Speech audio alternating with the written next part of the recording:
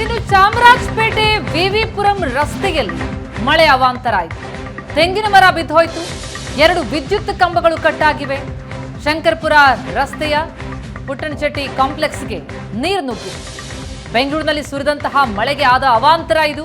ಹಲವು ಕಡೆ ಈ ರೀತಿ ಮರಗಳನ್ನೆಲ್ಲ ಕುರುಳಿವೆ, ವಿದ್ಯುತ್ ಕಂಬಗಳನ್ನೆಲ್ಲ ಕುರುಳಿವೆ. ಅಪಾಯಕಾರಿ ಸ್ಥಿತಿಯಲ್ಲಿ ವಿದ್ಯುತ್ ಕಂಬ ನೇತಾಡ್ತಾ ಇದೆ.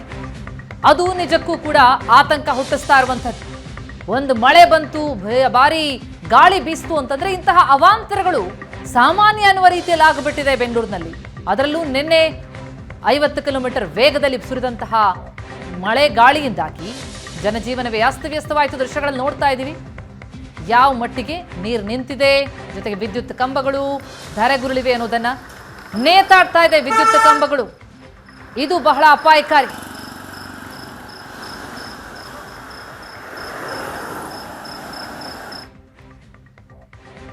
ವಿದ್ಯುತ್ ಕಂಬಗಳ ನೇತಾಡ್ತಾ ಇರೋದನ್ನ ನೋಡ್ತಾ ಹೋದ್ರೆ ನಿಜಕ್ಕೂ ಕೂಡ ಆತಂಕ ಮೂಡುತ್ತೆ. ಕೇವಲ ಮರ ಧರೆಗುರುಳಿತು, ವಿದ್ಯುತ್ ಕಂಬಗಳು ಧರೆಗುರುಳಿತು ಅನ್ನೋದು ಅಷ್ಟೇ ಅಲ್ಲ, ಅಲ್ಲಿ ವಾಹನಗಳಷ್ಟೇ ಅಲ್ಲ, ಜನಸಾಮಾನ್ಯರ ಮೇಲೆ ಬಿದ್ದರೆ ಏನ್ ಕತೆ ಅನ್ನುವಂಥದ್ದು ಬಹಳ ಪ್ರಮುಖ ಪ್ರಶ್ನೆಯಾಗುತ್ತೆ. ತಕ್ಷಣವೇ ಅದನ್ನು ತೆರವು ಮಾಡುವಂತಹ ಕಾರ್ಯ ಆಗಲಿ.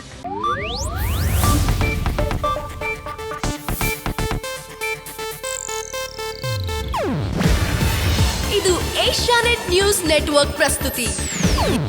ನೀವು ನೋಡ್ತಿದ್ದೀರಾ ಏಷ್ಯಾನೆಟ್ ಸುವರ್ಣ ನ್ಯೂಸ್.